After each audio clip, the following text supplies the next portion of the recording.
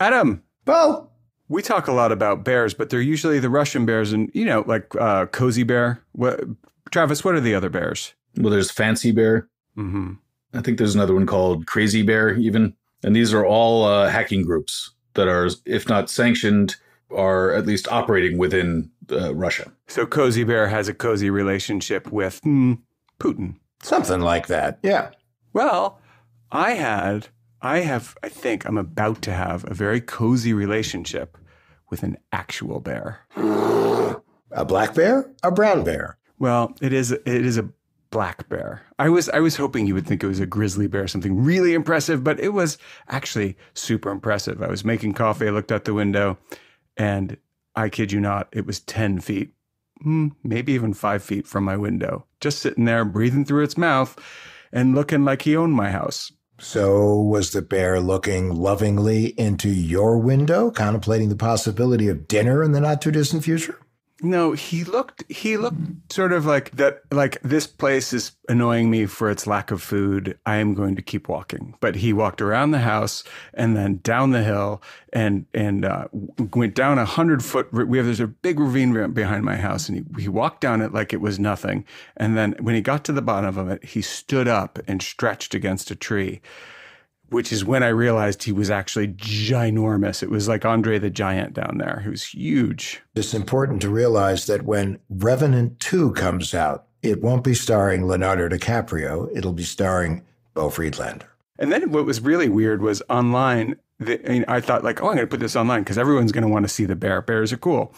And especially where I live, because there didn't used to be bears here, and now there are bears. So I put it online, and the main argument was, like a jelly bean guessing contest. Everyone wanted to know how much the bear weighed, and the guesses were all over the place. Travis, I think, resolved it, though. He decided that the bear was giant and very heavy. So, my bear, my backyard bear, maybe he was looking for apples. That's what I thought. And I had some apples and thought about feeding him. Everyone, was telling me not to be continued. This week's show has an apple hook.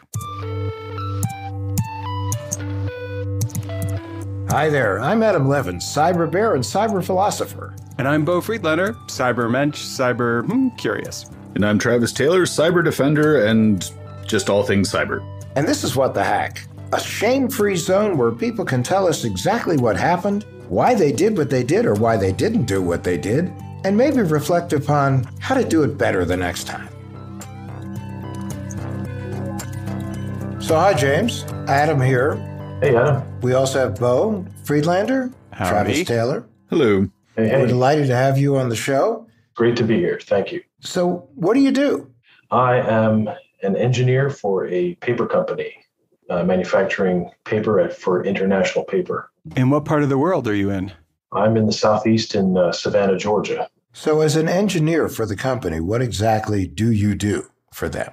Well, it's a lot of work I didn't realize when I stepped into the role about a little over a year ago, but it's to manage the repair, the maintenance, the inspection of all of our tanks for the mill. We've got a lot of chemical processes and storage of product and storage of other chemicals and that type of thing. So I have to maintain those tanks if there's leaks or if there's a scheduled inspection.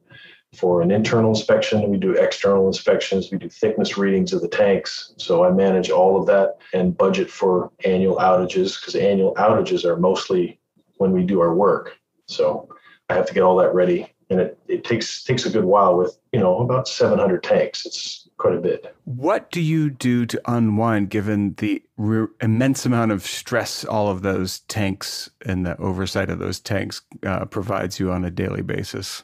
Well, it's just nice to come home to relax. It's not a lot of high stress. It's just a lot of workload. But I do come home, spend time with my wife, and we just got married in May. So we're, just Congrats. learning. Congratulations. It's we remarried. So both of us are divorced and remarried. So I also do some woodworking, which is fun. I build a lot of that bookshelf right behind me. I built that. Nice. That's just a small piece, but I've done tables, I've done beds, I've done end tables, I've done coffee tables, done desks. So just lots of lots of fun. I enjoy doing that. Well, expect to be Super getting cool. an invitation soon from Bo to come up to Connecticut because he's working on a house, and I'm sure he could use someone with consummate carpentry skills. So we're putting in a new kitchen, and I thought maybe before we put in the new kitchen, we should at least persuade the kitchen to stop sinking into the dirt.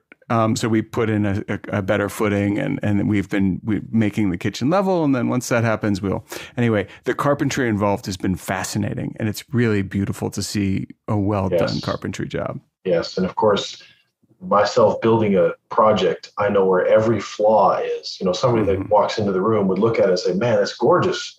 And if I say, well, it looks good, but that little spot over there, or that there was a bad cut, that kind of thing. So, well, and that actually is the same with cybersecurity and with privacy and scams. Is like, you remember what went wrong. And at the end of the day, we sort of, there's a lot of things that went right. Otherwise, you wouldn't be sitting here with your nice carpentry that you didn't have to sell behind you.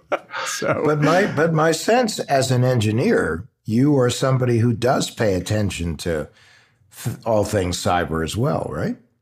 Yes, I think that for me, I like to learn technology. I like to learn what's out there, what's going on, just to be up on things. I don't like to be left in the dark if there's an opportunity that I can capitalize on. And of course, crypto was one of them. I think it was just browsing on YouTube. There's a couple of channels that talked about it, and I looked at it. It looked pretty interesting, but I just, was like, maybe I should get into it. Maybe I shouldn't, But then I went to this conference, and I met this guy, and he was telling me, and I couldn't believe it. He was telling me that, I put all of my retirement money into XRP. I said, what? Like, first of all, what's XRP? And I said, all of your retirement money is in crypto? Are you kidding me? And I'm thinking, are you an idiot? Now back up, hold on. What did you think? I mean, you're old enough to know a day and age before crypto existed, and investments were a very specific thing, and you did it a certain way. Right. What'd you think? Well, I thought, like my first thought would be, I wanted to find out more information. Like, what does he know that I don't know? I just followed him around, not like a dog, but I just kind of said, hey man, just let me know, how do you know this? Oh, I've done research on this, and XRP is a great token. It's going to be adopted by central banks and blah, blah, blah. I'm like, wow, how do you know all that? He said, well, he just is from his research. So, I had some IRA money, and that's why I was interested. If he said the potential is go from whatever it was, 23 cents at the time, he said it's going to go to maybe $5. I said, $5?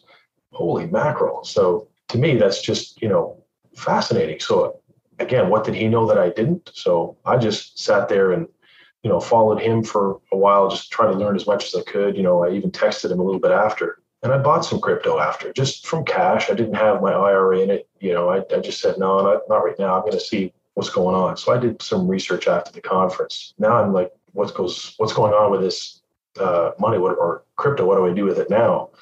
And then, of course, I learned, well, you want to put it on cold storage. I said, well, what's cold storage? And I was just found some guys online talking about the two best crypto cold storage wallets were the Ledger device, and then the what is it? The Travis. Trezor? Trezor, yeah, the Trezor.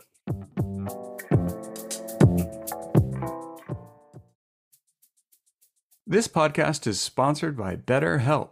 Is there something interfering with your happiness or preventing you from achieving your goals? For me right now, it's not having a kitchen. It's totally stressing me out. We're working on the house, no kitchen, yada, yada, yada. But enough about me. BetterHelp.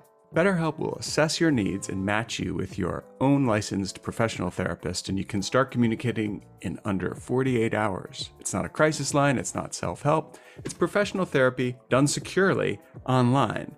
BetterHelp. It's committed to facilitating great therapeutic matches. So if you don't like your therapist, you can change your therapist. It's free, easy, no problem. Visit BetterHelp.com. That's BetterHelp, H-E-L-P, and join the over 2 million people who've taken charge of their mental health with the help of an experienced professional. There's a special offer for What the Hack listeners. You can get 10% off your first month at betterhelp.com/hack. HACK. That's us. Check it out. Every Friday, Slate's popular daily news podcast, What Next, brings you What Next TBD, a clear-eyed look at technology, power, and the future.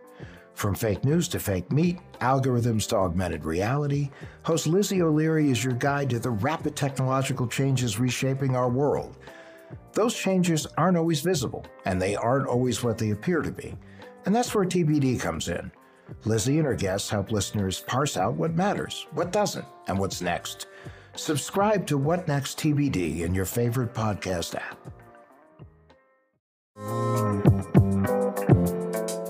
So I said, okay, let me look at those two. And I said, well, Ledger has pretty good, and it was on sale at the time. It was a good deal at Thanksgiving. So I bought one at Thanksgiving. I got it in and I moved my crypto to the Ledger. The Ledger is what I got first, and everything was good, no problems. And then, I realized, if I lose my seed phrase, what am I going to do? I'm going to lose my crypto. So I said, okay, I've got a few online or digital type wallets that I can store information on. I've got a password remembering database. Let me put it in there. So I put it in there, and then I found out later on, you never put your seed phrase in a digital form. I'm like, okay, stupid me. Right. And just to confirm, the seed phrase, is that 12 or like 24 passwords? Or Right. That's the one that you can rebuild it. If you lose your device, you can rebuild it and move it off of that device. It's just your access to the blockchain. Mm-hmm. So I said, well, I better get it off this Tracer or this Ledger device. So I bought a Tracer in its place. And by the time I got it, it was beginning of February of 2021.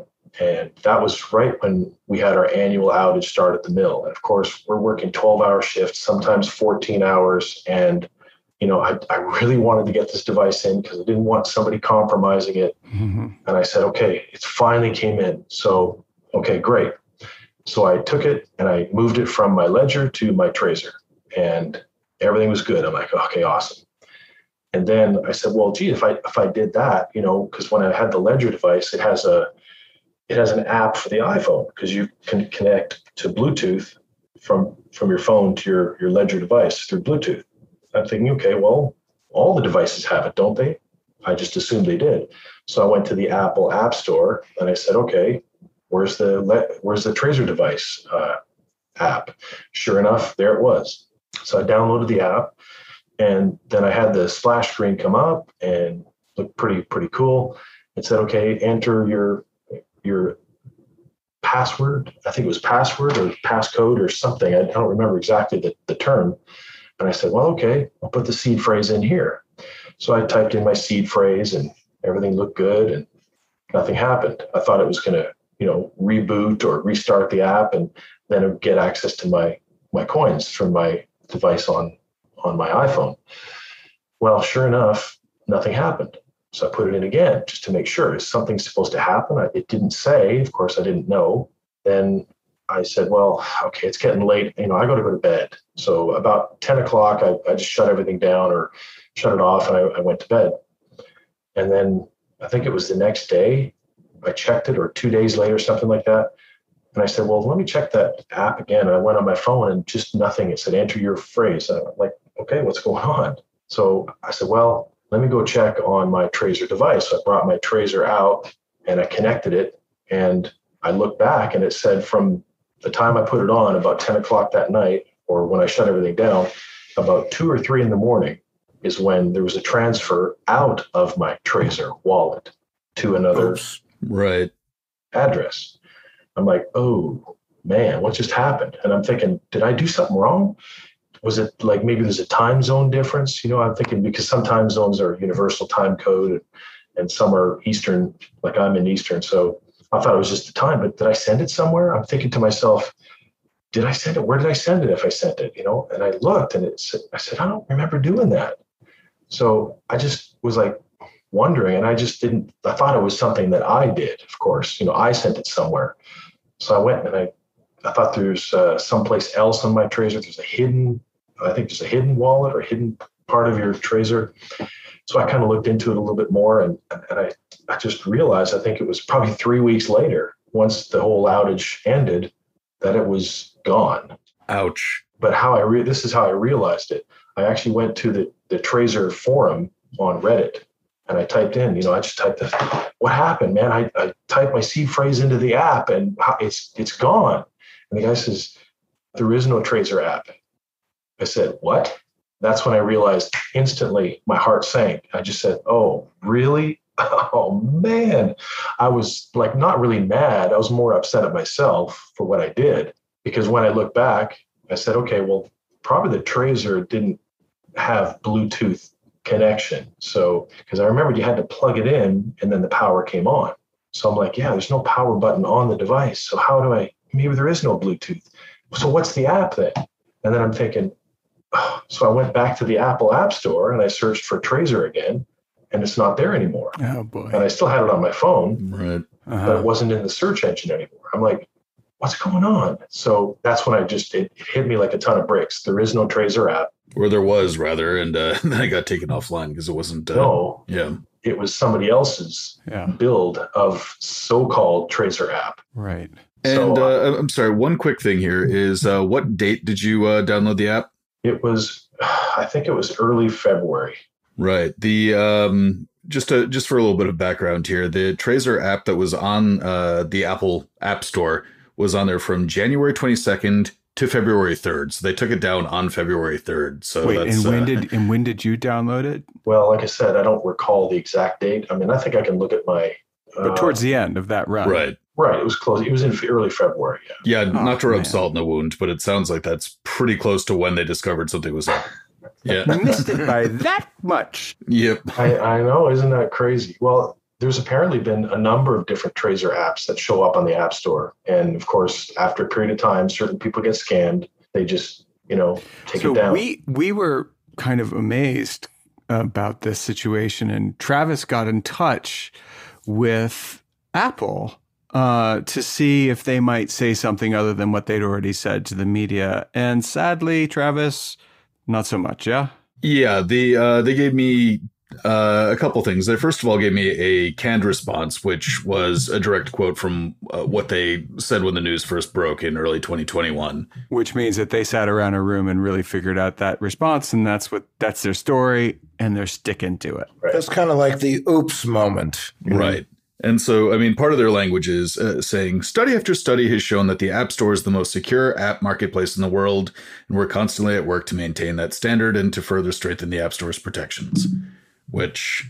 No, I saw it. And they also they're like listing the thousands of apps that they don't allow and they spike. But the fact is that for all of that bluster that they threw at us, there's the fact that, and like maybe they release 1,000 apps a month, something like that. Cold comfort to someone who's a victim of a scam. But you have this Apple thing, Adam. You have this logo. Right. And it says, like, that says, trust me, man, I'm Apple. But this is an example of where people look at a logo and hope that they see a shield. But unfortunately, it's not necessarily a shield. No, it's just a logo. It's just a piece of marketing, and it has nothing to do with the product, unfortunately. So in this case, the product was. I mean, is it fair, Adam, to say the product was faulty, Travis? Yeah, I'd say absolutely. I think one thing I'd like to be able to hear too, though, is if you tried to get in touch with Apple, what their response was. Yes, I was just about to say. I called Apple after I realized, and I said, okay, well, they need to have accountability for an app, which was a phishing app. Because again, their whole premise is that their app store is, maintained. It's the best in the world. It's secure. Yeah. All the apps are safe. Everything's good. Right. That's why I downloaded the Tracer app. I said, okay, it's got an app. Great. I trust it because it's here. It says Tracer. Mm-hmm. So, I mean, why would I question it if they had slam on the brakes? Were there reviews? Do you remember? I don't remember, but I'm thinking if it's, vaguely, if I remember, there's probably about 3 stars. Oh. And I think someone has said, needs more functionality, that type of thing. Huh. Okay. But also the question too is that, it may have had 3 stars, but how many people actually reviewed it? Because and I always feel that when I go to the App Store, if I see very few reviews on anything, I get a little nervous because either it's too new and I'd rather someone else experiment with it before I do, or exactly, there's something wrong in River City. The fact is, this is the best advice you can possibly get, James. No, what Adam just said is 100% right. But, Adam, I've definitely downloaded a game that was like so clearly like just designed to steal my data, but it looked like a fun game. I've done it out of curiosity to see whether or not I would get hacked, which always amuses Travis. But the fact is, like, if I need it, I don't always follow my own rules, which is there should be a lot of reviews. They should be basically positive. They should be recent as well. One thing that the Apple rep wrote back to me that I thought was interesting was they said that the Trezor app was initially marketed as a cryptography app, not a cryptocurrency app. So what's the difference? Cryptography, that was just supposed to be an app to help secure your email. Oh. So what they did was they released this to the App Store and said, this is a cryptography app. It is not a cryptocurrency app. And then as soon as it got approved by Apple, then they swapped it out for the thing that stole your seed phrase and by proxy your cryptocurrency. Right. Which it's sort of the equivalent of when you go to the airport and they scan your bags. And then after they're done scanning them, you can just take your bag back and put another bag on there and say it's still safe. They it was as much of a social engineering thing as it was a sophisticated hack, because this shows a pretty big loophole in their security here that they can just replace the app with the scam app after it's already been vetted and that approved. is exactly what the concern is, and that's exactly what happened. Yes. Right. So it's looking for a lot of reviews is indeed important, but if it's something where it goes from having 5 stars and then the most recent things in the last month or two, or the most recent version are 1 star, that's another huge red flag. Well, for myself, in general, if I just look for a utility app or a game app or something, that's where stars are important to me. But I'm talking about, this was an OEM, sold to me as an OEM app.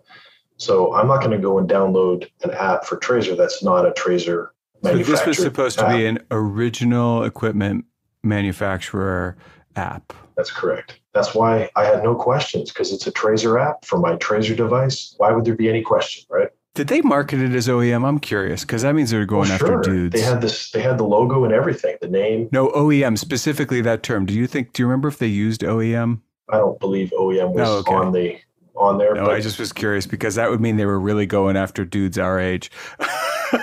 but like I said, maybe I said it before, but I believe Trezor has made many appeals to Apple to say, we will never have an official app for an iPhone, ever. Oh.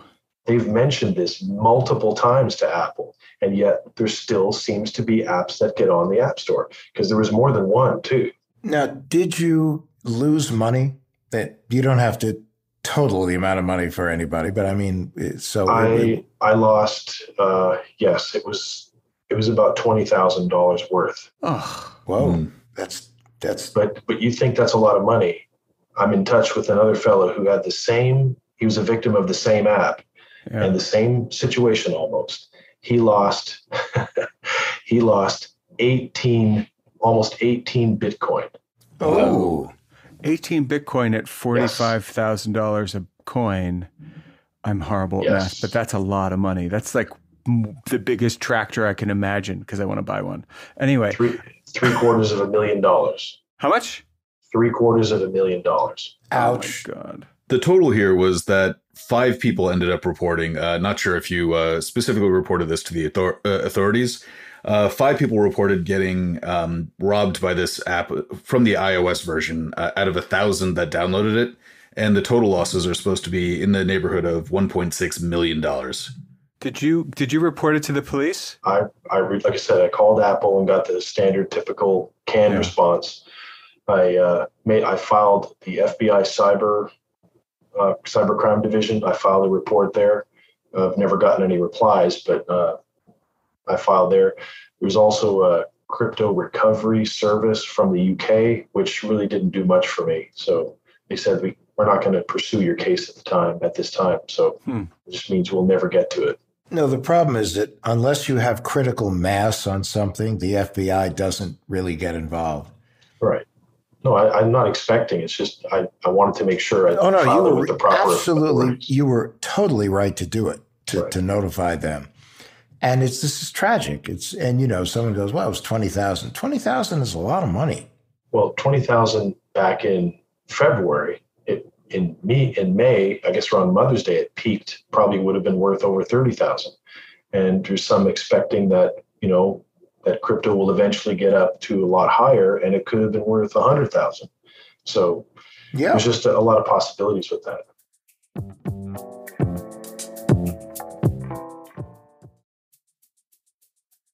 Want to future-proof your life and career? I want to tell you about the podcast that can help you do that.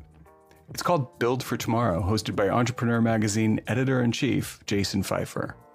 In each episode, Jason takes something that seems concerning or confusing today and then learns its surprising history, what important things we're missing, and how to be more optimistic about tomorrow. For example, are we really addicted to technology like everyone says? Not according to addiction researchers. Are participation trophies ruining today's children? Not according to sports historians, because these trophies have been around for hundreds of years. And what can we learn from the surprisingly controversial history of the elevator and teddy bears? Both reveal a lot about today's newest technology and social changes. Ready to stop worrying and start embracing new things? Listen to Build for Tomorrow. You can find it wherever you get your podcasts. We love our What the Hack guests and their willingness to share their experiences in the shadowy world of cybercrime. But that said, you probably don't want to become our next cautionary tale about all the things that can go really wrong online. These days, you need an internet security solution that can detect and block threats like phishing email and ransomware files before they get to you. ESET Internet Security does just that, and a lot more. ESET Internet Security protects your online banking and payments by providing a special secure browser for financial transactions. It alerts you if someone's trying to access your webcam and keeps you invisible to hackers when you're using public Wi-Fi. Best of all, ESET Internet Security provides anti-phishing technology to block attempts to steal your username and passwords. Because we all know what criminals can do with those. Right now, you can try ESET Internet Security free for 30 days. Head to try.eset.com/hack to claim your free trial. That's try.eset.com/hack. So, James, you got no justice on this deal at all, right? Zero help, zero of any support whatsoever. Wow. There has been another fellow who lives in California who has been in touch with the friend that lost the 18 Bitcoin, and he's wanting to get his money back. I think he had a similar situation himself. And I haven't been in touch with this other fellow, but he seems to be a little going his own way. So we'll let him go his own way. Philippe and myself, he's the fellow who lost 17 Bitcoin. Him and I are kind of working together. There's a case that was recently filed, which it's pretty interesting because what they're doing is they're suing Apple, and it's a 9-count class action lawsuit against Apple for allowing a phishing app. Oh, yes. And this is it's looking pretty good for us because it said there was a phishing app in the App Store disguised as a cryptocurrency wallet. So, and it's looking pretty interesting. So Philippe has been in touch with this lawyer who's been putting this case together.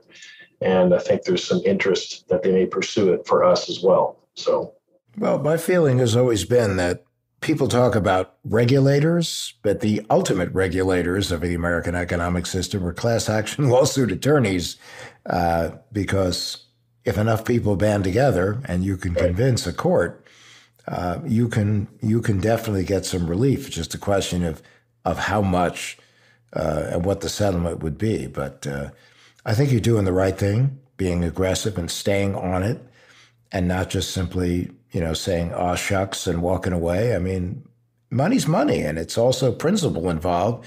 And you could be helping a lot of other people by participating in an action like this. I was about to say, it's also important just to make sure, even if you didn't get a response from the FBI, that anytime something like this happens, that it gets reported. Because one of the things that they will look into for whether or not they should, bother enforcing or bother following up there are how many people and how much money was involved.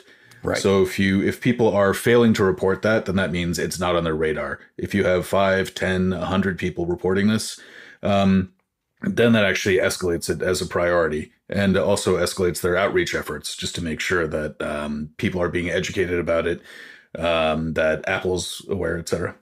Yeah. If you're listening to this and you may have experienced some kind of scam of this sort yourself, listen, when you go to the police department and report this, it's a pain in the butt.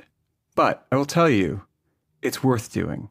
And it's worth taking the time because you're not only taking care of yourself, but you're actually making the world, I'm serious, it's going to sound ridiculous, but you're making the world a better place because the only way that these holes get plugged is by people doing their civic duty and reporting when something goes wrong. And so take the extra 20 minutes that it's going to take to get the cop who doesn't want to fill out a report and is trying to tell you that.